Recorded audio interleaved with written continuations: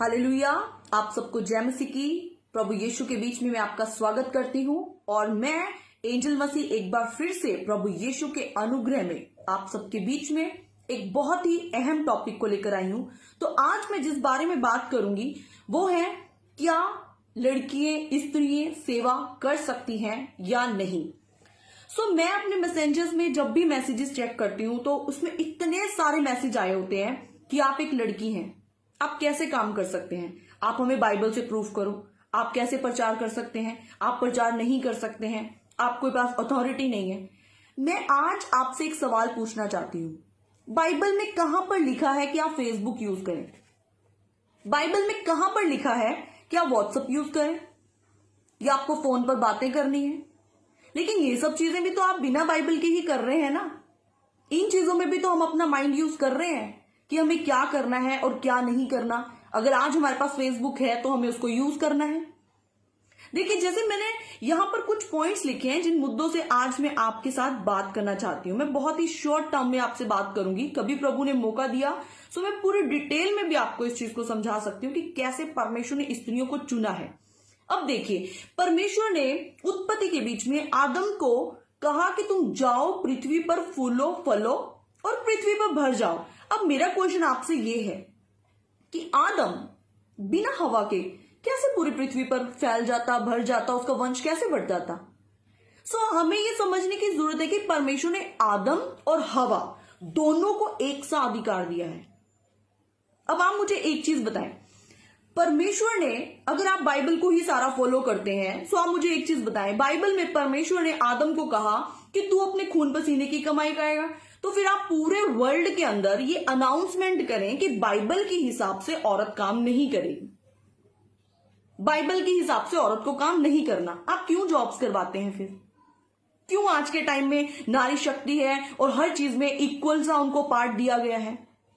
मुझे ये चीजें समझ नहीं आती है। हम बाइबल कहते तो हैं कि हम बाइबल में क्या लिखा है, बाइबल में क्या लिखा है, क्या सचमुच जो बाइबल में लिखा है हम उसको फॉलो करते हैं या फिर सिर्फ हम एक क्वेश्चन मार्क, सिर्फ कमियां ढूंढने के लिए ही उस चीज को यूज करते हैं? अब देखिए, आप मीका उसका 6 उसका 4 अध्याय में आप स्टडी करें खुद। वहां पर परमेश्वर ने क्लियर कहा है कि मैंने इजराइलियों को निकालने के लिए, उनकी अगुवाई करने के लिए मूसा को, हारून को और मरियम को, तीनों को रखा। तो आप मुझे बताएं, क्या परमेश्वर ने मरियम को अगुवाई करने के लिए नहीं रखा? तो मरियम वहां पे कैसे अगुवाई कर रही है? मरियम कैसे वहां पर वर्शिप कर रही है? कैसे वो लोगों को लेकर चल रही है?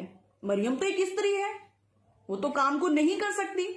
आपके हिसाब से तो, बाइबल के हिसाब से कोई औरत काम ही नहीं कर सकती है। किसी औरत को हक नहीं है प्रचार सुनाने का। आप मुझे एक चीज बताएं, आज लाखों लड़कियां टिकटॉक यूज कर रही हैं लेकिन किसी को ऑब्जेक्शन नहीं है। आज लाखों लड़कियां पबजी में गेम्स खेल रही हैं, किसी को ऑब्जेक्शन नहीं है। लेकिन अगर कोई लड़की आकर प्रचार कर रही है तो सब उसके पीछे पड़ जाते हैं कि आप प्रचार नहीं कर सकती हैं। आप उनको जाकर क्यों नहीं बोल रहे हैं?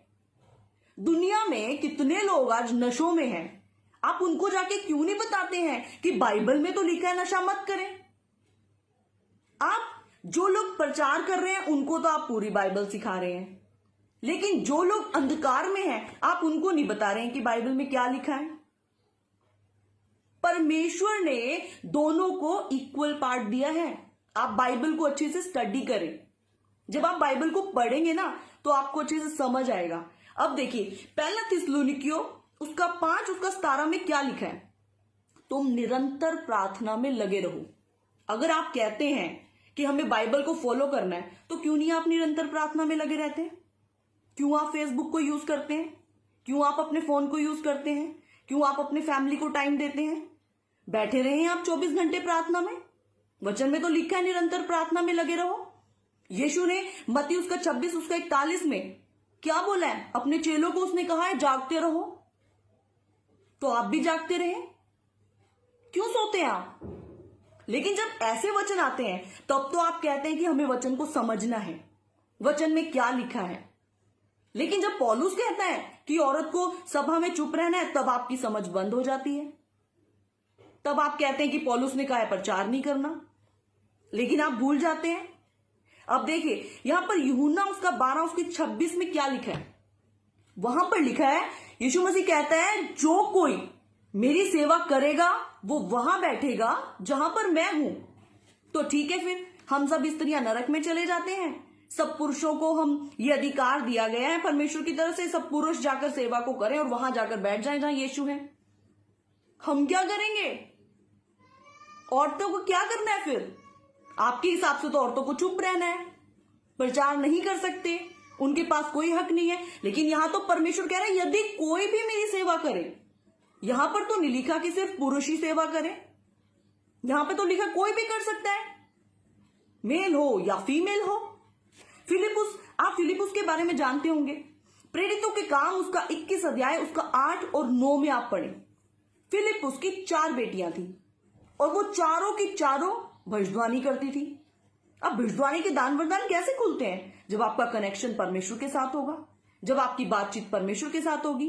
बट बाइबल के हिसाब से तो आप एक प्रचारक बन ही नहीं सकते हैं, आप सेवा कर ही नहीं सकते हैं। फिलिपुस क्या पौलुस के साथ नहीं रहता था? उसे ये नहीं मालूम था कि पौलुस ये कह रहा है कि औरतों को सेवा नहीं करनी, लेकिन उन्होंने उन चीजों को थामा जो परमेश्वर की प्रतिज्ञाएं हैं।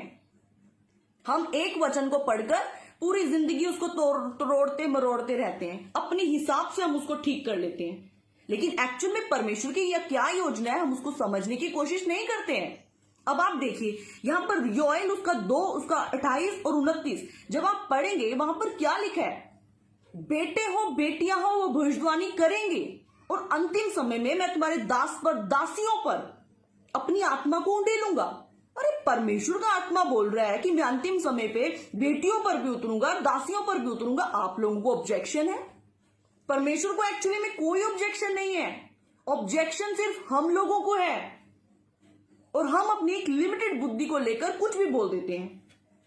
हमें किसी से कोई मतलब नहीं है हमें क्या करना है क्या नहीं करना। जब यीशु मसीह मारे गए और जब यीशु मसीह 3 दिन के बाद जी उठे, यूहन्ना उसकी 20 उसकी 17 में आप स्टडी कर सकते हैं। यीशु ने खुद मरियम को कहा जा और बता कि मैं जी उठाऊं। यीशु ने तो नहीं कहा, यीशु ने नहीं कहा कि तू औरत है तू जाके प्रचार नहीं कर सकती, तू स्त्री है तू जाके प्रचार नहीं करेगी, पहले मेरे किसी चेले को बुला।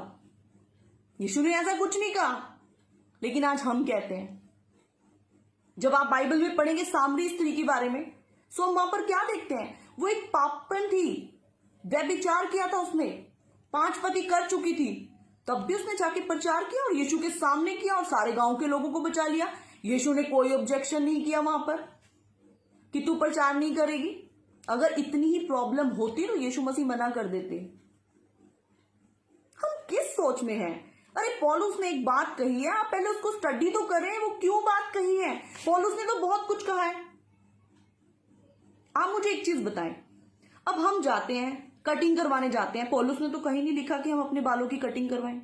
फिर जब हम कटिंग करवा के आते हैं हमारे बाल भी चुभते हैं, उसके बाद हमें नहाना पड़ता है। बाइबल में कहां लिखा है कि तुम नहा लो भाई, कटिंग करवाने के बाद आपको नहाना है?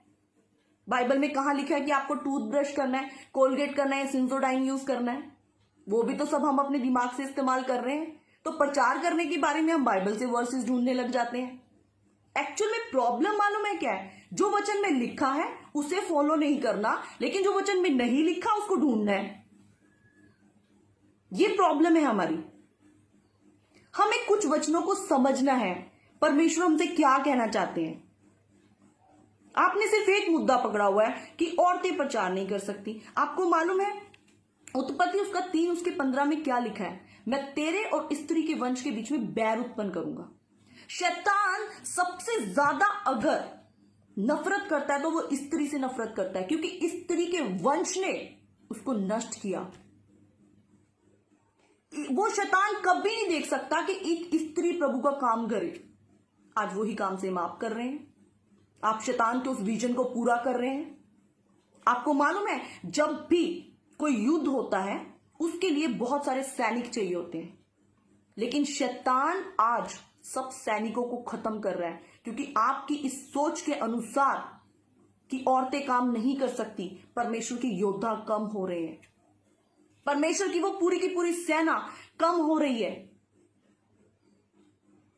आज मैं आप सबको बोलना चाहती हूं, आप लड़कियां हैं, आप लेडी हैं, आप परमेश्वर के काम को करें। आप सोचें, अगर लाखों करोड़ों स्त्रियां परमेश्वर के प्रचार को करने लग जाएं, तो परमेश्वर का प्रचार कहां तक पहुंच जाएगा। यीशु मसीह आने वाले हैं, हमें सबको बताना है कि यीशु आने वाले हैं। आप स्टडी करें, पौलुस इब्रानियों का 5 उसके 11 से 14 में पौलुस क्या कहता है, क्या कह रहा है यहां पर पौलुस? वो कह रहा है कि अभी तक तो ना तुम्हें दूध पीते तुम बच्चे हो, वो कह रहा है। पढ़े इसको ध्यान से। पौलुस की सिर्फ एक ही बात को मत पकड़ें, उसकी सब बातों को स्टडी करें। वो कह रहा है अगर तुम्हें वचन का ज्ञान होता ना तो तुम बालक ना होते। अरे परमेश्वर आपसे क्या कहना चाहता है? परमेश्वर ने सबको एक समान बनाया है। तो आज आपको क्या करना है? आज हमें परमेश्वर के प्रचार को सुनाना है। मेरी जिंदगी प्रभु यीशु की जिंदगी है। मेरा जीना, मेरा मरना, मेरा उठना, मेरा बैठना, सब कुछ परमेश्वर के लिए है। पौलुस क्या कहता है? हम सब एक हैं, ना कोई नर ना कोई नारी, सबको एक समान बना दिया है। आप पौलुस की इस आयत को तो लेते नहीं है, लेकिन पौलुस की उस बात को जरूर पकड़ लेते हैं कि नारी प्रचार नहीं कर सकती। अब आप मेरे को एक चीज बताएं, जब हम न्याय के टाइम पर खड़े होंगे, उस वक्त में ना आपका भाई, ना आपके डैडी, ना आपका कोई भी नहीं आएगा। परमेश्वर आपसे बात करेगा, आप मेरे लिए क्या कर आए हो। सो अब हम आपके कहने से चुप बैठ जाएं, हम प्रभु के प्रचार को ना करें, शांति से अपने घरों में बैठ जाएं। और जब प्रभु हमसे पूछेंगे कि आपने क्या किया है, तो हम क्या बोलेंगे? हाँ जी, हमें उन्होंने कह दिया था आप प्रचार मत करें। आप जाके दुनिया को बचाओ ना। आप क्यों इन चीजों के झंझटों में पड़े हो? आरंभ की बातों को छोड़कर आगे आ जाएं। पौलुस कहता है आरंभ की बातों को छोड़कर अब आगे बढ़ो, बढ़ने का टाइम है।